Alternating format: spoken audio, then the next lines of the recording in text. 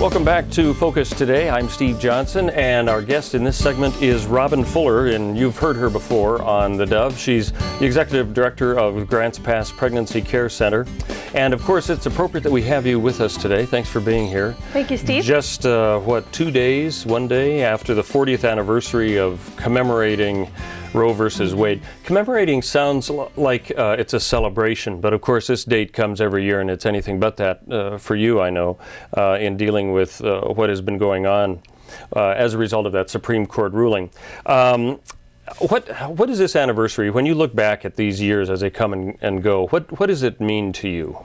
Well, I've been involved in the pro-life movement since 1989, and it just amazes me now that we can actually say that over 50 million babies have been lost through abortion, and behind every abortion story is a devastated woman and a devastated man often, and those are the stories and the people that we often don't hear about when it comes to thinking about Roe versus Wade, which today is the actual anniversary.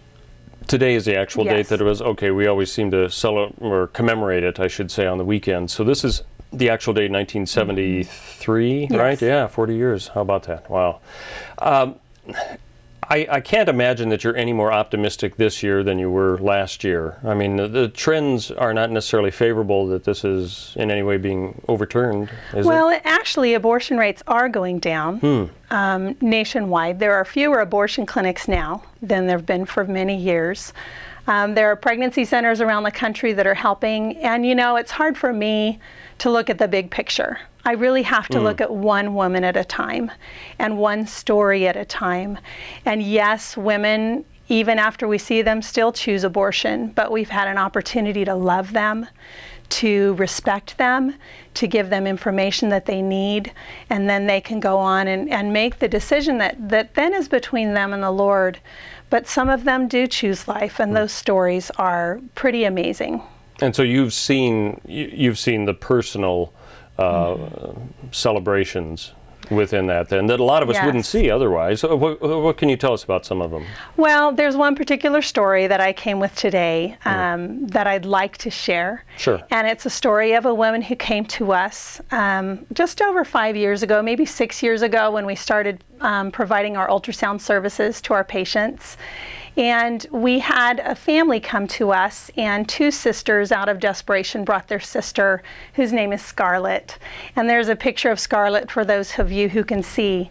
Scarlett had an appointment for an abortion up in Portland. She was 20 weeks along, and she had decided she couldn't have this baby. So Scarlett's sisters brought her in. She had the ultrasound. She laid on that table and just cried as she saw her beautiful baby. And she changed her mind that day and started getting so excited about this pregnancy. Not too long after she came to us, though, the father of the baby tragically ended his life. And Scarlett, though, chose to continue on. She had a strong family, a big support system, and so she embraced her pregnancy, and she was excited as her belly grew, and she was looking forward to having this baby. And then, lo and behold, little Jessica was born, and born to a mom who loved her and was so excited. And after Jessica was about 2 weeks old, Scarlett was with her parents and needed to go get some diapers. So she wanted to bring Jessica with her, and her parents said, "No, why don't you leave Jessica at home?" And Scarlett went to get the diapers and tragically was killed in a car accident. Oh, wow. So here is Jessica, you know, who has been raised by her grandparents, and how can you ever place the value on one life? So here's one decision, and God must have such big plans for that little girl because she almost died twice. Yeah. And so, you know, I can show you a little bit of a Jessica. Here's Jessica dancing. How old is she now? When you look, she's 5. Wow. And what's really neat is her aunt, one of Scarlett's sisters, is now working for me as my clinic manager. Oh. And so I get to see Jessica from time to time. And when you look at this sweet little girl dancing, how can you ever place value on that life? Yeah. And so we see many lives like Jessica, many stories we won't know until we get to heaven. But the beauty of that is what we focus on. And now she's apparently living with her relatives or her grandparents, or okay. Yeah. Wow, that's amazing. Well, these are the, I guess we'd call them the hidden stories, the stories you see, but it's not really known in the public light at this point. Well, that's pretty amazing. Is this a rare situation? The circumstances might be, but is this a rare thing, or do you see these kinds of celebrations all the time happening there? Well, we don't see them as often as we'd like to. Many times when women come to us, though, they leave and we don't know what they've done, even though we try to follow up with them. We did have a woman come in a couple months ago for a pregnancy test, and the last time we had seen her, she was pregnant and was planning on having an abortion, and she came 2 years later and is happily married with a 2-year-old, and she told us thank you for her child. So we don't always know.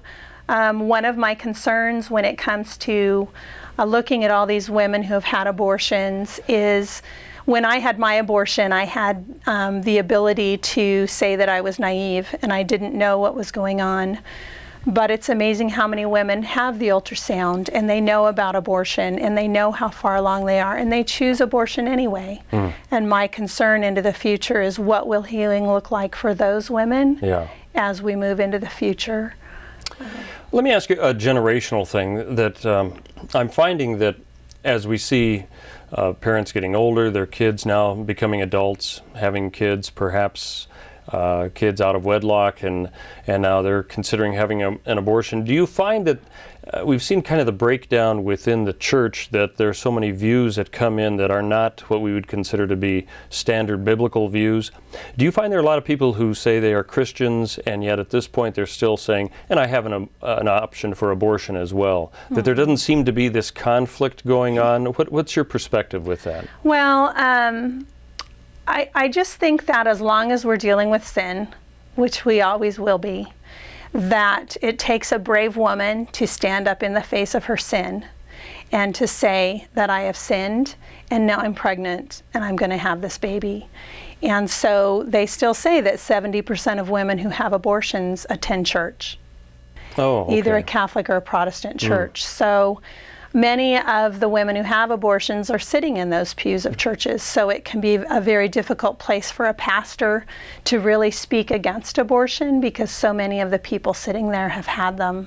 So to be able to speak with grace and love without condemnation is something that I think pastors need to really be aware of. Is that something that pastors who say, I really probably should deal with that, but I don't know how to do it from the pulpit, is that something that they should come to people like yourself and say, very much how can we approach this so that it actually has an impact? You're willing to do that? Oh, always. And I think most pregnancy center directors are willing to sit down and talk with pastors to help them navigate those waters, because you don't want to say how wrong abortion is if it's going to condemn someone, yet you can't avoid the truth of what abortion is. But there are many hurting people. We've had women in their 70s and 80s who have struggled for decades over an abortion decision they had, and they're still seeking that healing from the Lord. So there's hope and healing for anyone who hears my voice or sees my face and is really looking for that complete hope and restoration with the Lord. Well, let's turn it to the layperson then, especially with this anniversary of Roe versus Wade. What do you suggest people do if they should come across a coworker or somebody who approaches them and comes out that they're considering having an abortion? I imagine it's almost like shock time. Oh no, I should have something to say and I don't know what to do about it. What is the approach you say should be taken for those who might want to counsel them against abortion? Well, the first thing you have to do is you have to affirm her decision, whether it's the decision you want or not. And elaborate that. What do you mean by affirm? Well, to say, that's a big decision. How did you reach that decision? What are the circumstances that are causing you to think that that's your only option?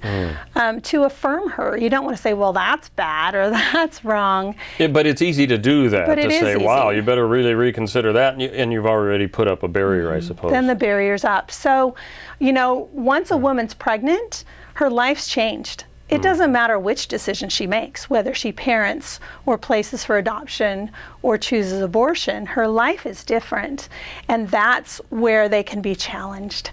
Is, I challenge you to stop and think about this, because this is a decision that may impact the rest of your life. And then the conversation can begin from then and then move, and I suppose get in touch with yourself or any of the other pregnancy care centers. Yeah.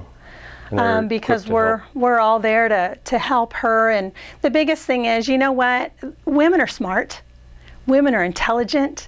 And if women are given all the information they need, they can make a good decision. Unfortunately, with abortion, they're often not given all the information they really need. Is there a lot of wrong information out there, or just a lot of stuff that hasn't gotten out? Well, I think the information that's usually given, especially if they go to an abortion clinic, is, you know what, this is going to be really hard. This is going to be really hard. And, abortion's probably going to be the best for you. Where if they come to us, we say, you know what, this is going to be really hard. It's going to be really hard, but you can do this. And so there's a whole different mindset behind, we give her hope that she can do this. And most women, once they get beyond the initial real crisis point of figuring out what to do, most of them welcome that child with complete joy. And the support of those around them are probably the next big thing to have once the decision's made. Just like Jessica, there are people, and Scarlett needed hope, and we were able to give that to her. That's great. Well, thank you for bringing that story with us. Yeah. Appreciate it.